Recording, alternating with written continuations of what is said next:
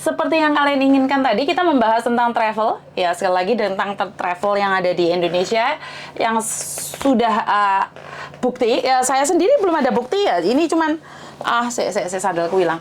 Jadi ini adalah salah satu dari saudara kita yang ada di Yunani mengatakan bahwa saya pernah dengar ini satu, cuman dianya nggak curhat semuanya. Dia cuman bilang dipinjemin uang, tapi saat aku bilang expose berani nggak mbak, dia nggak berani. Orangnya ada di Hong Kong. Jadi pakai travel ini dengan inisial ini yang tadi dengan inisial itu modusnya hampir kurang lebih dengan garangan, tapi dia adalah agent travel. Jadi dia merasa dekat dengan mbaknya yang ada di luar negeri, terus habis itu di modusnya ditidurin, tapi ini masih ada 2 saksi. Jadi kita tidak bisa bermain di dalamnya. Saya tidak tahu agent apa, Mbak. Saya pribadi saya tidak tahu agent apa. Dan ini cukup meresahkan, tapi masalahnya nggak ada yang speak up. Jadi kalau kalian nggak speak up, ya udah kita nggak bisa berbuat apa-apa. Ya, jadi buat agent travel yang disebutkan oleh dari Yunani tadi, pasti Anda masih ingat dia siapa. Sampean pernah nompai pingpisan, Mas. Jadi jangan pura-pura lupa, kembalikan uangnya 55 juta jika Anda memang merasa meminjamkan. Dan ingat, saya tidak percaya dengan omongan satu pihak. Kalau Anda yang punya agent travel A yang ada di Jawa Timur dan ingin klarifikasi, saya tunggu klarifikasi ini jenengan. Saya tidak percaya dengan satu orang. Jadi saya tidak percaya dengan satu orang. Jadi kita klarifikasi, benarkah numpak ini ping pisan apa ping bolak-balik, atau memang lo jual gue beli, atau seperti apa? Dan saya selalu mengingatkan buat kalian semua, agent travel itu bagus nggak, Miss?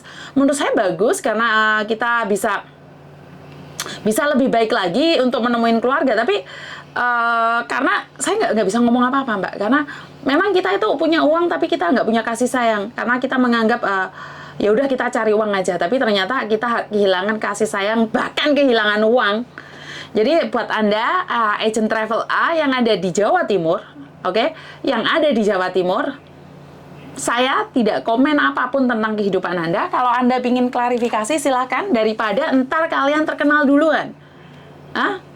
Jadi ini para pemirsa ini sudah jiwa kepoannya sudah mulai wik membuka satu opo iki rek, opo iki, bener nggak? Jadi kayak udah menduga-duga nih, bener nggak sih ini, jiwa-jiwa keponya itu sudah meronta-ronta ya. Jadi pada travel A peminatnya banyak loh. Saya malah nggak tahu ya, travel A saya kurang tahu apa ya. Jadi angkling Darmo. Saya nggak tahu, Mbak. Karena saya pulang dari Hong Kong itu kebanyakan kita turunnya ke Bali atau Jakarta. Jadi dan kita dijemput dari PT, jadi kita nggak tahu. Jadi numpai travel. Jadi buat agent travel A yang ada di Jawa Timur, jika memang ini adalah fitnah, klarifikasi secepatnya. Dan saya nggak tahu ada apa di balik itu. Jadi makanya golek bisnis ya Mas ya Pak ya, tak omongi. Ojo pisan-pisan nompai TKW ki malati, Pak. TKW ki malati. Kowe kalau wis cintamu modal madil diedel-edel. Ya, kowe diedel-edel, makanya jangan menyepelekan TKW. Saiki TKW ini pinter-pinter speak up ya. Jadi kalau kalian agent apapun, travel apapun, jangan mau tompai. Ini pesen yang pernah saya sampaikan pada adik saya. Saya bilang, aku buka agent, jangan sesekali nompai anak buahku. Dan saya tidak tahu itu kesalahan adik saya atau fitnah atau apapun. Pada akhirnya adik saya melakukan kesalahan, dan ya saya bilang, salah nggak apa-apa, tapi jangan pernah dilakukan lagi. Oke, move on. Dan sekarang saya ngewanti-wanti anak saya. Ini saya cerita sama kalian. Bunda Rara kok jadi korban orang? Ya jiwa kepone meronta-ronta kabeh ye.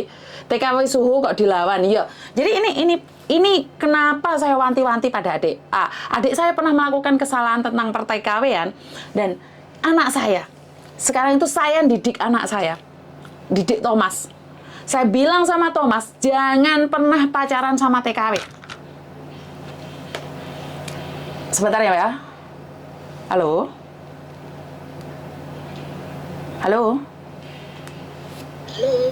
Ayo, ya. Halo, ada yang bisa dibantu? Ini benar Miss Yuni ya? Saya sendiri, Mbak. Oh ya, selamat sore Miss Yuni. Oke, hati-hati saya sekarang lagi live. Jangan pernah menyebut nama siapapun termasuk namamu sendiri karena saya tidak ingin kalau viral kali minta take down. Kenapa, Mbak ya? Selamat sore sebelumnya. Aku mau ngucapin terima kasih aja buat Miss Yuni. Tentang apa, sayang? Tentang semuanya, bantuannya buat mbak-mbak BMI. Terus tadi itu aku pas lihat live itu ada mbak yang lagi hamil nangis-nangis itu ya. Oke. Aku jadi terharu, aku jadi teringat sama aku sendiri. Aku pernah mengalami seperti yang terjadi sama mbaknya ya. Oke. Sama pernah hamil di luar nikah? Ya. Tapi posisi saya janda. 11 tahun yang lalu di Hong Kong. Sekarang anak saya udah umur 10 tahun. Dia sudah jadi Hong Kong resident. Ya puji Tuhan.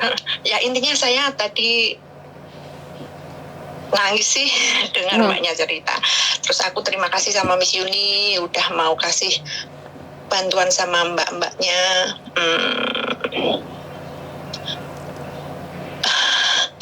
Aku Miss Yuni. Kok jadi nangis ini? Ada apa? Terharu. Ya enggak, teringat dulu aku juga pernah mengalami hal yang sama. Tapi puji Tuhan sekarang aku sudah menikah dan anakku udah jadi orang Hong Kong.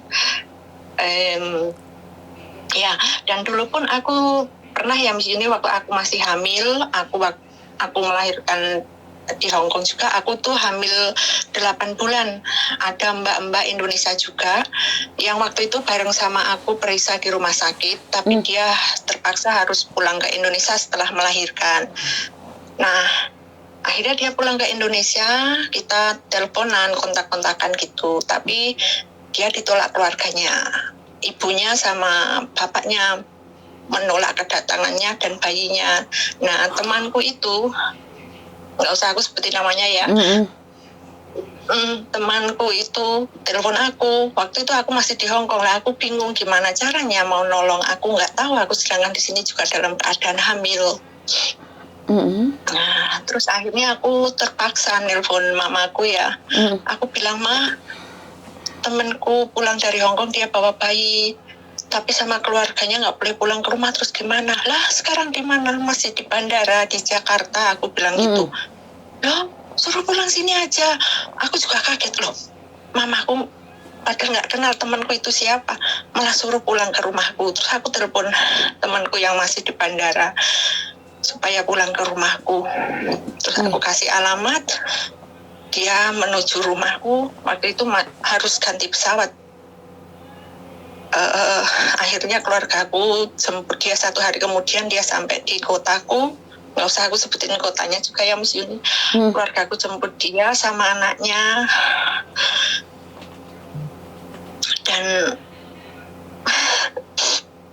Dan sampai saat ini pun anaknya masih di rumahku. Dia udah umur 10 tahun lebih. Lah ibunya kemana? Sama dengan anakku. Ceritanya begini Miss, dulu katanya mau beberapa hari di rumahku. Oke, nggak apa-apa. Ibuku juga kan, ibuku ingat aku yang di Hong Kong lagi hamil. Jadi anak temanku itu ditolong ibuku di rumah ibuku. Anaknya juga dirawat sama ibuku. Ibuku kan juga suka sama anak kecil. Dia pun nggak kenal, biarin lah, nggak apa-apa. Kita sama-sama manusia, sama perempuan kita tolonglah. Ibuku juga nggak tanya dia orang mana, hamil sama siapa, anak gimana, nggak. Pokoknya yang penting tujuan kita nolong, nampung gitu pertamanya. Nah terus temanku itu beberapa hari di rumahku, dia pamit pulang ke rumah orang tuanya tanpa mengajak bayinya. Terus memang dia pulang ke rumah orang tuanya, terus balik lagi ke rumah orang tuaku, rumah ibuku. Habis gitu dia bilang mau nitip anakku. Oke, nggak mau, dia bilang mau kerja lagi ke Taiwan atau ke Singapura. Dia nggak mau balik ke Hong Kong lagi, dia udah trauma gitu. Oh ya nggak apa-apa, kalau memang tujuanmu mau kerja lagi buat anakmu nggak apa-apa gitu kan. Terus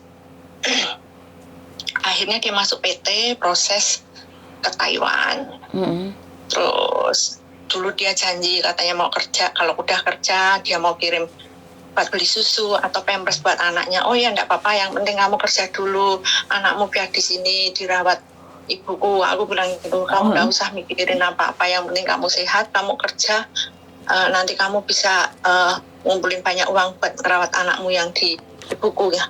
Terus habis itu beberapa bulan kemudian tuh dia tuh nggak ngubungi keluargaku, nggak ngubungin aku, bahkan Facebookku diblokir, WA aku diblokir, semua sama keluargaku, nomor-nomor keluargaku diblokir. Kayak ibuku kan juga bingung loh, iki piye, dititipin bayi. Sedangkan terus waktu itu bingung, tapi akhirnya aku bilang gini. Terus waktu itu aku beberapa bulan kemudian aku juga udah melahirkan di Hong Kong, anakku udah lahir di sini. Aku bilang biarin lama. Masalah biaya mama ndak usah bingung, tak kirim kok ini, aku udah kerja lagi. Aku bilang, lah kamu di situ juga punya anak, wes nggak apa-apa, anakku juga yang Tuhan itu selalu kasih berkat buat anak-anaknya. Aku bilang gitu, wes percaya sama Tuhan aja. Aku bilang ya. Terus akhirnya itu loh, terus beberapa tahun kemudian kan anak itu harus sekolah, sedangkan data-data anak itu dia ndak punya data tera. Dia dulu tuh cuma punya paspor sama bersertifikat Hong Kong sama yang dari KJRI itu. Kan itu buat sekolah di Indonesia juga nggak bisa, harus punya akte. Akhirnya kita buatkan akte atas nama adik kandungku di Indonesia. Adik kandungku kan dia udah punya suami, dia udah berkeluarga, jadi bisa bikin akte buat anak itu. Ya sampai sekarang anak itu udah kelas 4, ganteng, bocah. Tapi Bu gak goleki? Enggak, aku tuh sedih. Maksudnya, aku besok menjelaskannya gimana sama anak ini. Adikku suami istri itu juga bingung menjelaskannya gimana. Tapi saat ini ya biarin dulu lah. Nanti mungkin kalau udah dewasa baru kita kasih tahu, kita kasih ngerti gitu. Kok mentolo ya? Kok mentolo ya? Makanya aku juga sebagai seorang ibu, ya kan, aku kalau dengar cerita yang Mbak hamil itu teringat kisahku sendiri dan kisah temanku itu yang anaknya masih di rumahku itu loh, Miss. Sampai sekarang anaknya masih sehat? Sehat, ganteng, pinter.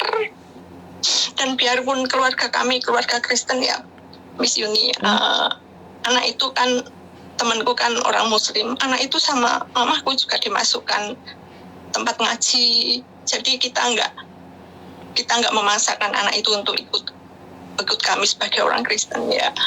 Puasa ya diajarin puasa. Ganteng. Cuma aku nggak habis pikir, mamanya kok nggak nyari. Tapi ya biarin lah. Kami cuma bisa mendoakan semoga anak ini sehat, jadi anak pinter. Di masa depan pun dia bisa jadi anak yang berguna buat negara, buat keluarga semuanya, dan buat mamanya mungkin jika mendengar cerita ini mungkin dia tahu. Sehat-sehat kamu di sana. Kalau bisa suatu saat itu loh, kamu boleh datang ke rumahku nggak pindah-pindah. Anakmu udah besar, anakmu ganteng, anakmu pinter. Itu aja, Miss Yuni. Aku nanya, seandainya ibunya tiba-tiba datang nyari, apakah dia harus nebus ke keluargamu atau bayar? Enggak. Malah kalau aku sih maunya sih mamanya kalau bisa mbok yo diendangi pilih anaknya. Tapi kalau keluargaku, ibuku malah bilang gini, Bene, ibu endak golek indak apa-apa, biarin lah. Ibu ewe ndak urus. Mamaku malah bilang gitu, terus aku ya bilang, jangan gitu mah, kasihan. Kalau boleh tahu anaknya itu seperti Pakistan, Cina atau orang itu? Ya, yang mana? Seperti Miss Yuni sebutkan nomor 1 itu. Pakistan. Ya. Cowok cewek? Cowok. Pasti ganteng ya? 10 tahun. Ganteng sekali. Bahkan di rumah, kadang tetangga ya, namanya orang ya di kampung, sering bilang, manggilnya kan Mas, nggak aku seperti namanya, Mas kamu kok seperti orang Arab, sering digituin sama tetanggaku. Tapi melok keluarga Kristen, wong Arab tapi melok keluarga Kristen ya? Iya, Miss. Oke, curhatamu nggak jelas yang bikin orang emosi kamu itu. Iya Lua, ini yang terjadi sama aku. Ya, Boleh nggak sebutin nama ibunya kalau ibunya hari ini di Taiwan dan mendengarkan suaramu, boleh nggak sebutin nama ibunya? Setidaknya ingat nggak kalau dia masih punya anak dari keturunan Pakistan yang dititipkan pada keluarga Kristen? namanya namanya Nelly.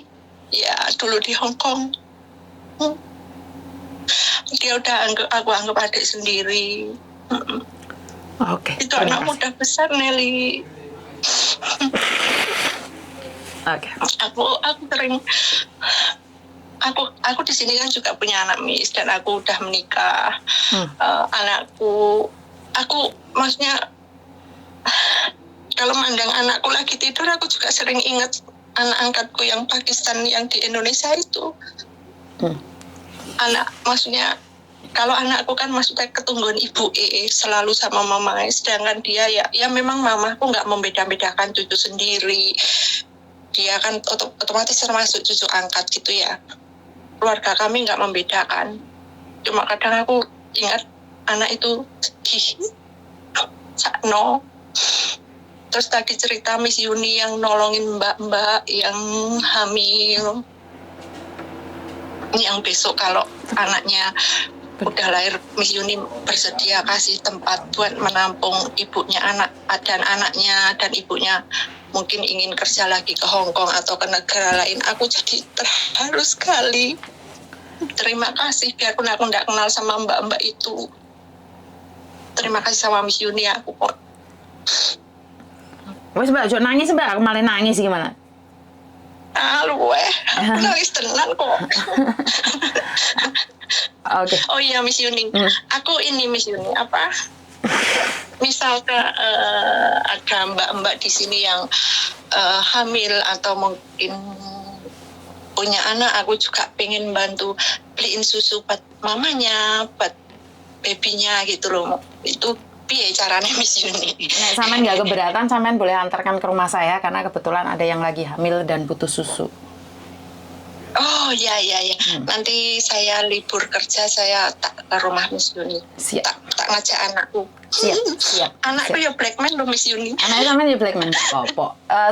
Ingat seorang anak tidak pernah meminta atau diberikan kesempatan untuk memilih ibunya lahir dari rahim siapa. Betul. Jadi tidak ada masalah bagi saya. Saya tidak pernah diskriminasi, ya oke?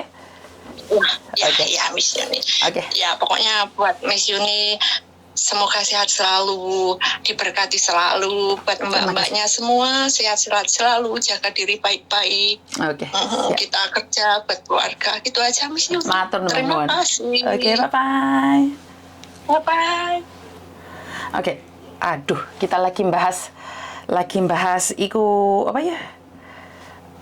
Lagi bahas agent travel moro-moro NSN telepon bawangnya brojol. Hamil Pakistan. Oke.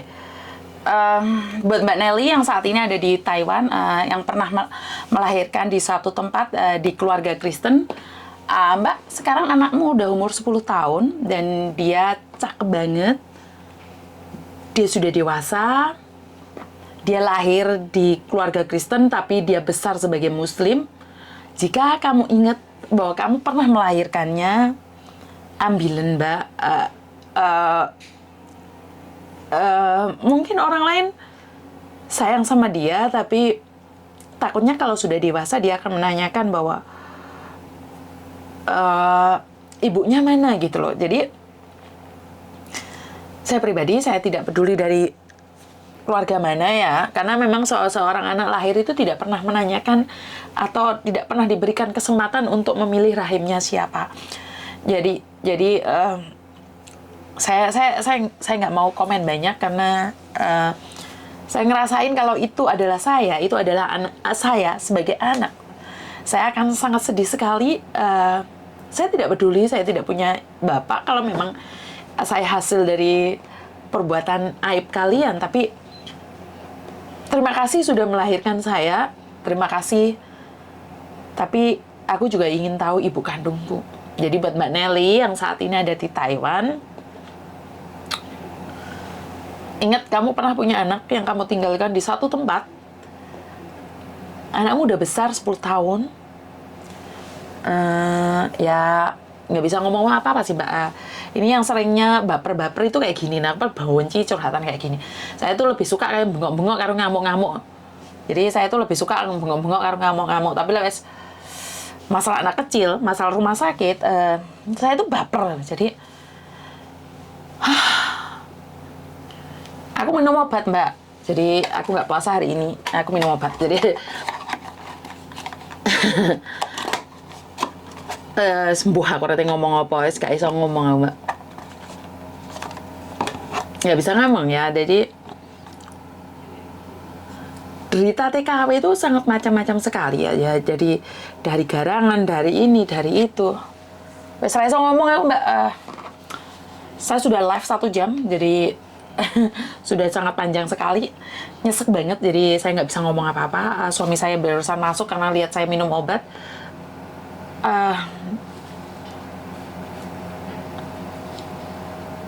Ya udahlah, aku nggak mau ngomong banyak nih Mbak. Kurang lebihnya saya minta maaf dan ntar malam live lagi. Mas Kuya, Pak Surya mungkin ngajak live lagi berbicara tentang bea cukai, tapi untuk saat ini belum bisa ditentukan kapan, jam berapanya. Jadi Mas Kuya akan live lagi, saya akan umumkan. Jadi itu aja dari saya, kurang lebihnya saya minta maaf karena saya sudah nggak bisa ngomong lagi. Dan wassalamualaikum warahmatullahi wabarakatuh. Berkat Tuhan mengalir atas hidup kita semua, semoga semua makhluk hidup bahagia dan terima kasih. Bye bye.